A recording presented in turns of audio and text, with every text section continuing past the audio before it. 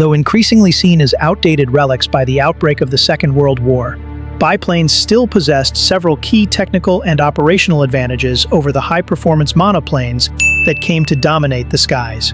Despite their lower top speeds and greater aerodynamic drag, these unique strengths allowed them to remain highly effective in specific combat roles, proving that the latest technology is not always the decisive factor in warfare.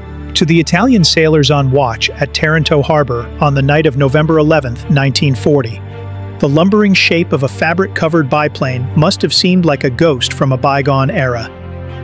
That night, 21 Fairey Swordfish torpedo bombers flew at a mere 100 miles per hour into a maelstrom of anti-aircraft fire. By all accounts, they should have been sitting ducks. Yet, as searchlights crisscrossed the sky and flak exploded around them, the pilots held their course. The Swordfish's signature two-wing design was a marvel of structural engineering that distributed aerodynamic and G-forces across 4 spars instead of 2. This inherent robustness allowed the aircraft to absorb significant punishment and remain airborne. This resilience proved decisive, enabling the pilots to complete their torpedo runs and deal a crippling blow to the heart of the Italian fleet. In this daring attack, the Swordfish successfully disabled 3 battleships for the loss of only 2 aircraft, proving that structural strength could be more valuable than pure speed. In the swirling dogfights of the early war, the Gloster Gladiator was a bird out of time. As the final biplane fighter of the Royal Air Force, it seemed hopelessly outmatched by the sleek, high-speed predators it faced. The formidable Messerschmitt Bf 109, for instance, was over 100 miles per hour faster. However, in a desperate, close-quarters brawl, the Gladiator's apparent weakness became its greatest strength.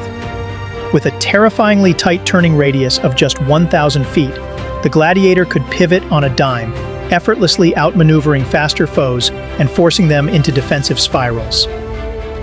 In the pivotal battles over Malta, Norway, and North Africa, outnumbered Gladiator pilots leveraged this unique trait to hold their ground against technologically superior opposition.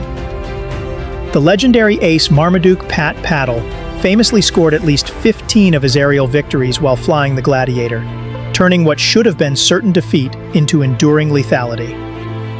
In the right hands, a biplane with superior agility could transform the most desperate situation into a triumph. A different kind of terror took to the night skies over the Eastern Front.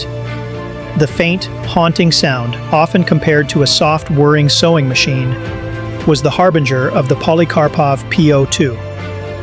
Piloted by the legendary all-female 588th Night Bomber Regiment, famously nicknamed the Night Witches by the Germans, the Po-2 became a potent weapon of psychological warfare. The Night Witches developed a maddeningly effective tactic.